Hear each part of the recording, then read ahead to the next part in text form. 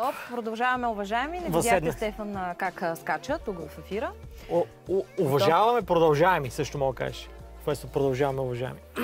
Според мен ти днес можеш да кажеш всичко. Мога. Сега тук при нас е Ива Търнева, ръководител на ансамбъл Средец. Здрасти, Иве, радваме се, че си тук при нас. И аз много се радвам, че съм при вас. Всъщност ние обещахме на зрителите, че ще каним различни участници от спектакъла, който ще бъде на 2 март. Стартираме с вас, много се радваме, че си тук. Кажи ни какво се случва сега в Средец. Репетирате ли усилено? Да, разбира се. Усърдно репетираме. През тази година ни очакват няколко събития по-големи, като ще стартираме с концерта Земя като човешка длан с участието на ансамбъл, с нашето участие, на концерта на ансамбъл Българе, заедно с колегите от София 6, от Зорница и всъщност с много големи изявени имена на една сцена, което за нас е искрена чест. Всъщност ние за втори път ще участваме на такова голямо събитие, като през изминалата година имахме щастието да открием 15-тият фолклорен фестивал на народната носия в Жеравна.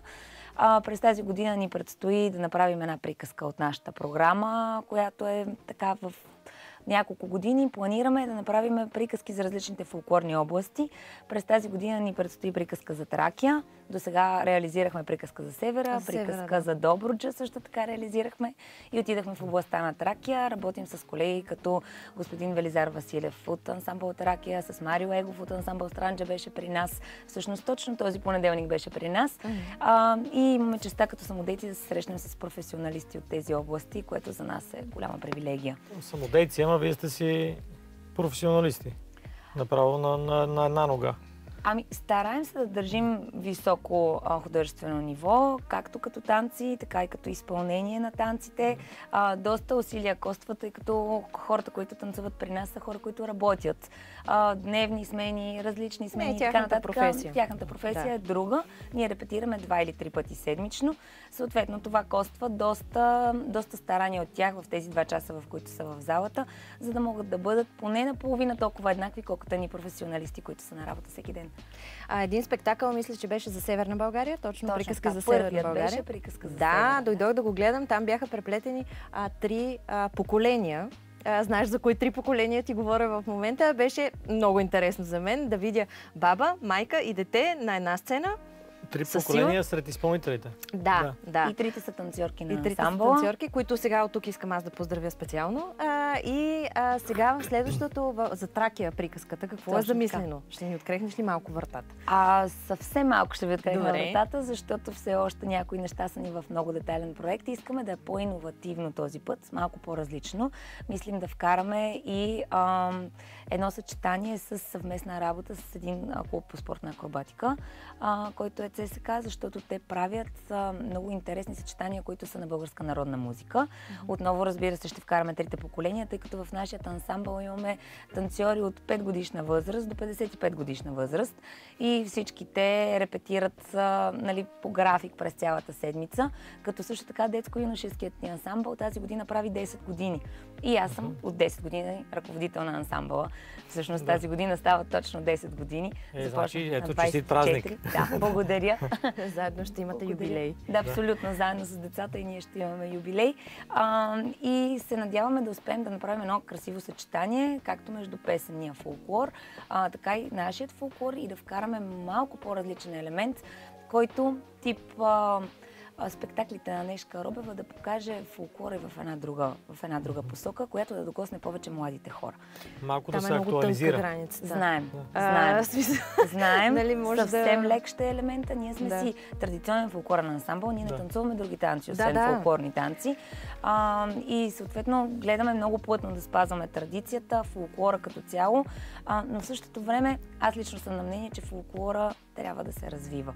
И да се променя за бъдещите поколения. Не грандиозно, не прекалено, не модернистично, но да бъде в крак с новото време, за да може да караме децата по някакъв начин да се ангажират с него, да го чувстват, да се докосват до корена и така оценяват повече и миналото, защото всъщност те са тези, които го предават надам.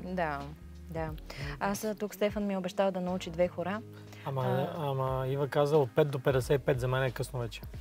Ти беше на колко? 70 и... Колкото фанеш, там толкова съм. Ще научим колко. Само да ти предстои сватба скоро и всичко е наред. На децата освен, знам ли? На децата трябва да поведеш хората, Стефан. Добре, няма да те тормоза сега. Как не? Гати. Ще си изложа много. Ето, една хубава мотивация. Няма. Няма. С жив петел. Усещам някакви неща. Ма Коле петела ли? Не колеш нищо. А какво правя? Ами сватба, танцуваш с него. Танцувам с петела? Да. Я излизи от студиото, аз ще си говоря.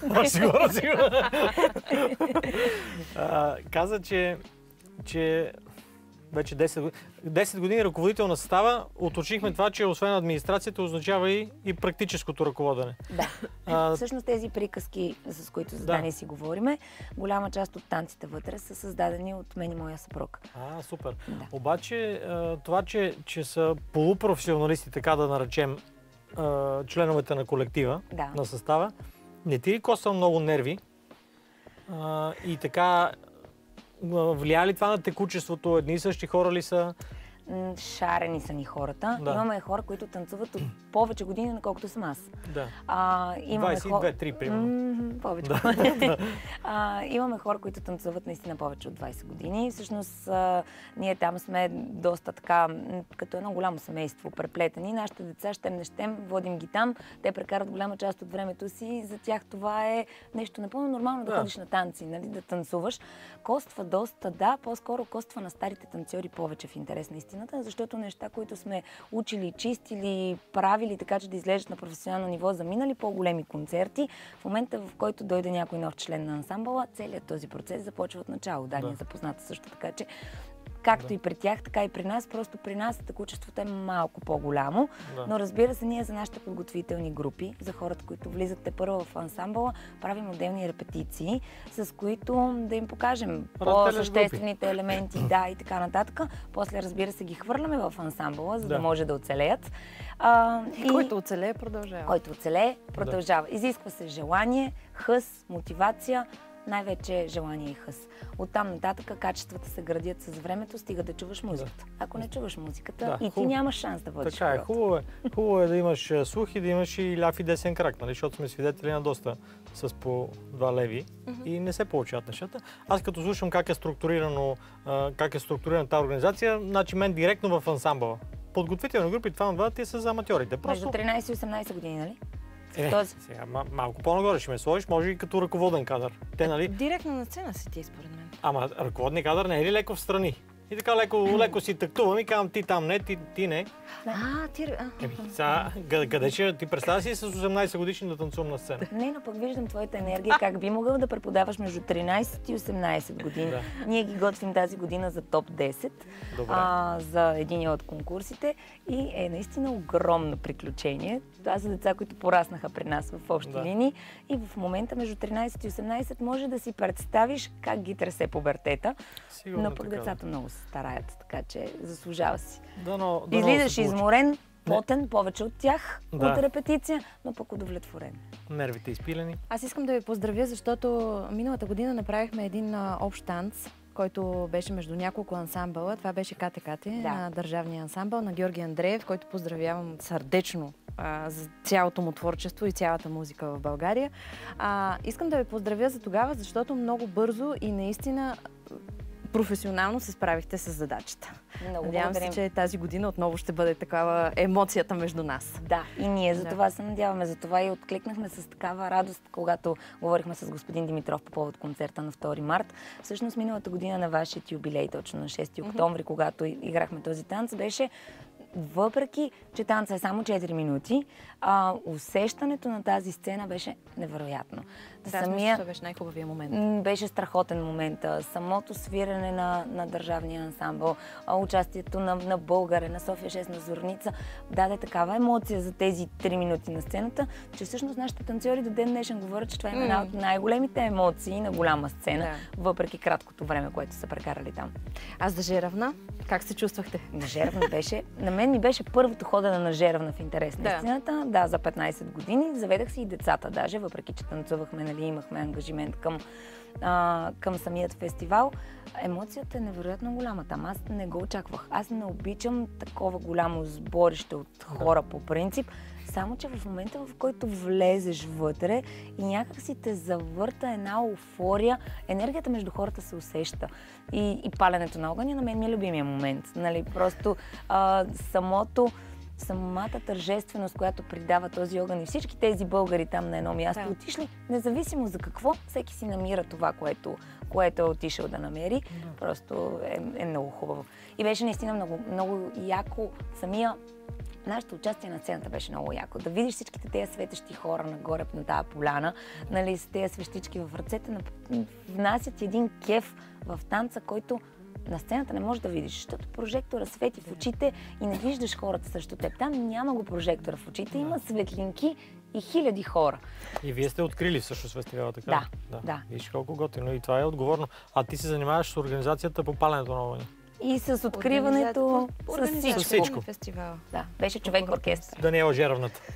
Така. Аз искам също да ви споделя една история от Жеравна тази година. Появява се при мен един мъж с много пищови, с много ножове, целия оборудван, с хубава носия, сериозен човек, идва и ми казва: може ли да се качите на сцената и да кажете, че търсиме сина ми? Да.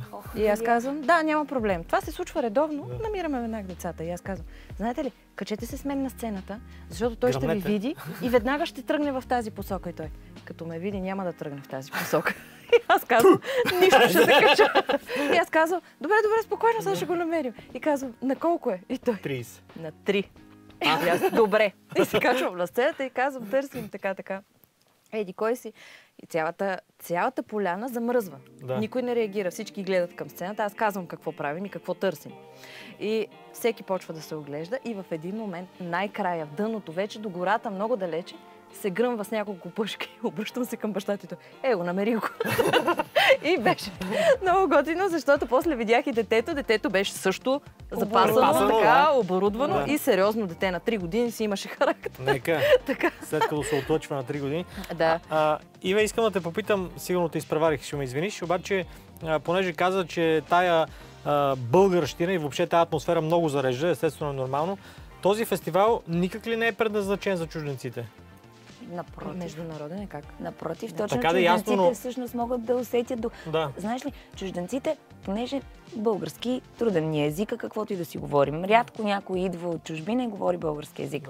Съответно, малка част от нещата може да разбере словесно, но за това пък емоционално може да усети много голяма част. Освен това, танца, музиката, това са универсален език, който какво да разбираш езика, като гледам танца, нали? Там не беше само танца и музиката. Беше, някак си вървеше във въздуха между дърветата. Просто мястото, което е избрал господин Димитров за реализиране на този спектакъл, е чисто българско. Много, много хубаво, много чисто. Всъщност, аз като участник в фестивала този път имах възможността да вляза преди фестивала вътре в самото пространство, когато беше празно.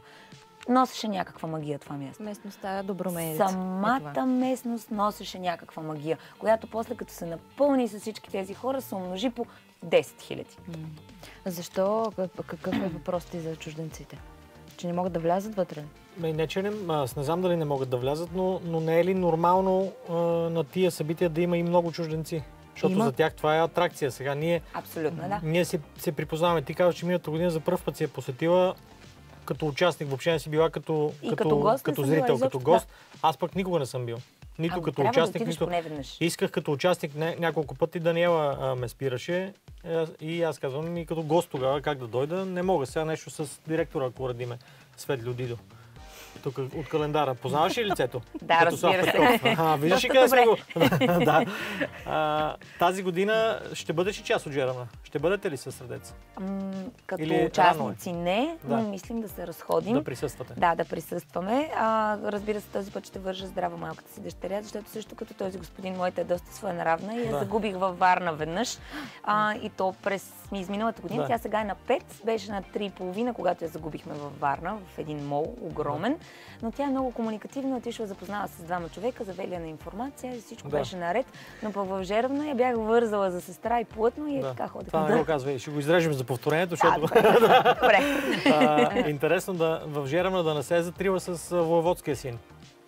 Възможно, по принцип. Би била способна тя, да. Но пък спечели мис имаше конкурси. Веселото там беше в Джеръм, че имаше конкурси за различни неща. Автентична детска носия, автентична носия за големи. Ние ги включихме за автентична детска носия, тъй като имахме щастието от Младенка Павлова, от Нови Хан да ни даде автентични носии. Нейната дъщеря се снима безброй много фотосесии. Даде ни носията за нея и нашата атрактивна дивна се яви на съответния конкурс и спечели за най-голяма артистичност. Сега колко и беше атрактивна носията, не знам, но затова пък тя раздаваше целувки на журито и съответно за артистичност си взема. Това е наследено сигурно от майка и татко, не знам. Да. Сигурно... Белята не знам от кой е наследено. Белята от тебе, ясно, да. Белята от теб.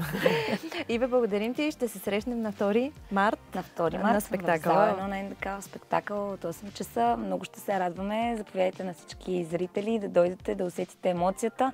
Ние ще се раздадем на Макс. Сигурна съм, че София 6, Зорница и другите участници в концерта също ще го направят, защото честта да участваме с българа на една сцена не е за изпускане. Благодарим ти, Иве.